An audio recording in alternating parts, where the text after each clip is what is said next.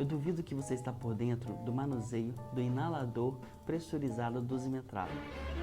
Calma. Tô falando aqui, ó, da bombinha, a tão utilizada bombinha, usualmente utilizada quando a criança está com acometimento pulmonar, como bronquiolite, bronquite, asma, né?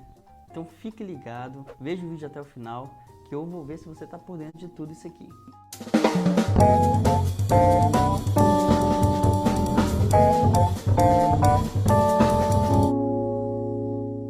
Vou falar um pouco mais da bombinha, muito utilizada pelas mamães aí no dia a dia da criançada, e também do dispositivo que é a interface entre a criança e a bombinha, que é o espaçador. Saiba que o uso correto do inalador e do espaçador reflete no sucesso da terapia. Se você estiver utilizando a técnica inadequada, o tratamento não será totalmente eficaz. Para isso, você deve escolher o melhor dispositivo conforme a idade para a criança. De 0 a 3 anos, eu vou utilizar o spray e o espaçador, juntamente com a máscara facial. 4 a 5 anos, eu já não preciso utilizar a máscara, podendo fazer o uso somente do bocal. E a partir de 5 anos de idade, eu já posso fazer o uso daqueles inaladores de pó seco. Lembrando que até os 10 anos de idade, a criança deve usar essa interface aqui, que é o espaçador, a não ser que ela vá utilizar o inalador de pó seco. Mas calma, a escolha do dispositivo não é tão bem assim fixado a idade. Eu dei esses valores para referência. Converse com o pediatra para ver qual que é o melhor dispositivo para a atualidade de sua criança.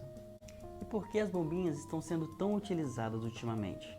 As bombinhas tiveram seu uso disseminado nos últimos anos porque é de fácil utilização. São compactas, bons para transportar, leves, mais econômicos que os nebulizadores, sendo até mesmo mais eficientes que estes. Além disso, não precisa de preparação de medicação. Você lembra que tinha que usar nebulização, pingar as gotinhas lá de Virotec e tal? Hoje isso não é mais necessário.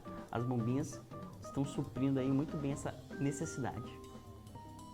Além disso, cada jato da bombinha tem a dose correta a ser utilizada, então não tem aquele risco de vir um pouco a mais ou um pouco a menos.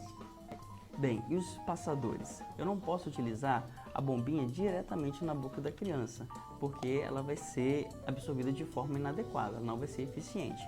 Então, para isso, eu preciso dessa interface.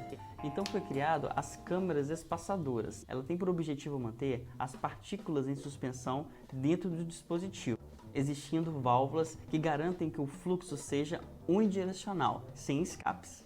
Para que você entenda, eu estou aqui com o espaçador desmontado. Primeiro eu tenho o corpo do espaçador. Ainda tenho a peça de fundo que eu devo encaixar desta maneira. Ela é de borracha, então ela acopla muito bem. Ainda eu tenho aqui, ó, a válvula inalatória.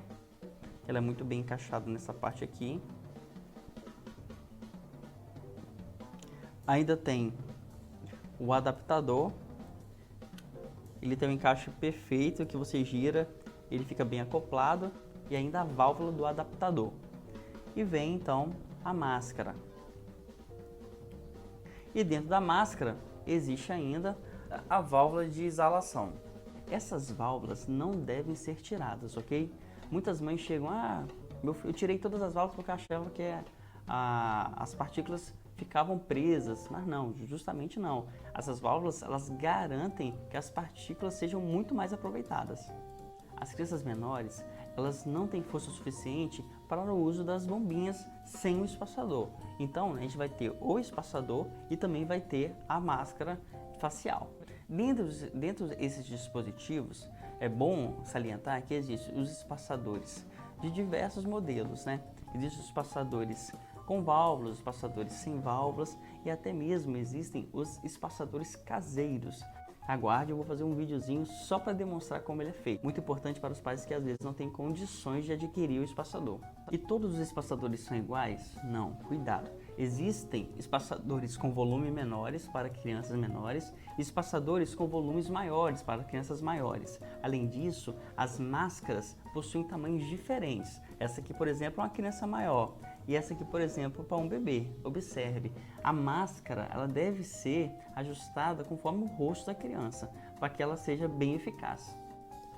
Outra coisa muito importante é a composição do corpo do espaçador. Aqui eu tenho dois exemplos, um de corpo de alumínio e um de corpo de plástico. E existe diferença entre os dois? Claro que existe. O corpo de alumínio, você vai perceber que aqui dentro é alumínio. Este aqui, ele é um pouco mais adequado.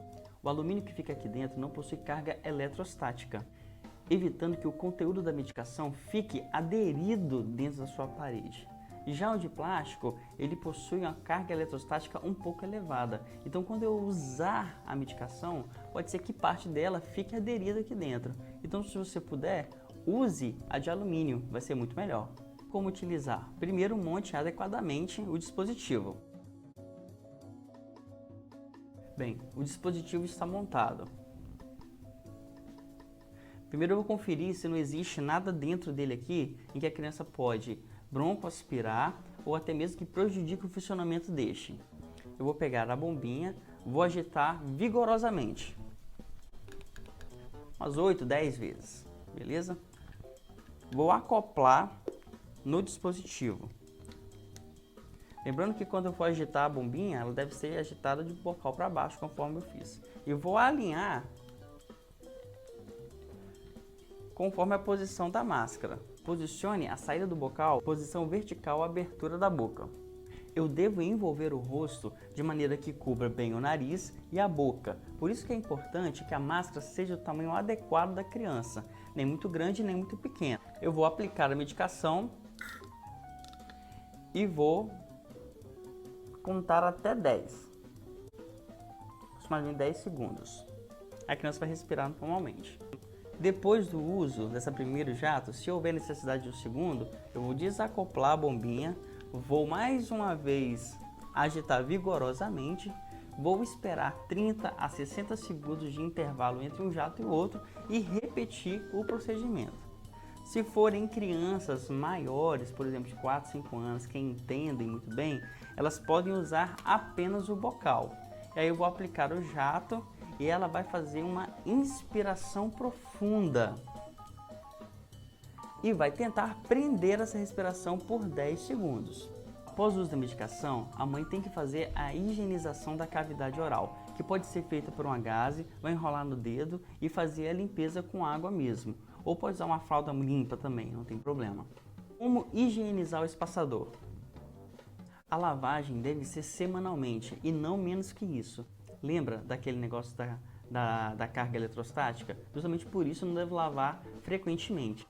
Para a limpeza adequada, você vai pegar 1 litro de água e colocar 4 gotas de detergente neutro, tem que ser neutro. Vai separar as partes dos dispositivos e mergulhar ali por 10 a 20 minutos. Após isso, você vai enxaguar e não vai enxugar.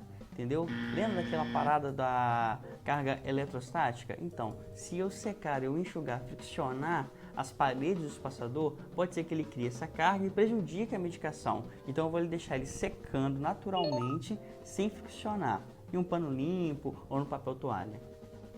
E outra coisa, você não vai utilizar o espaçador quando ele estiver molhado.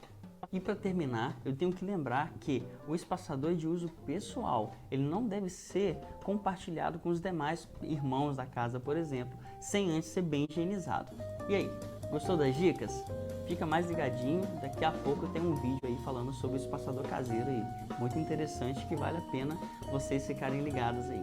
Ah, e segue o canal. Se liga aqui no YouTube, no Instagram e qualquer coisa pode mandar as perguntas. A gente tá junto aí.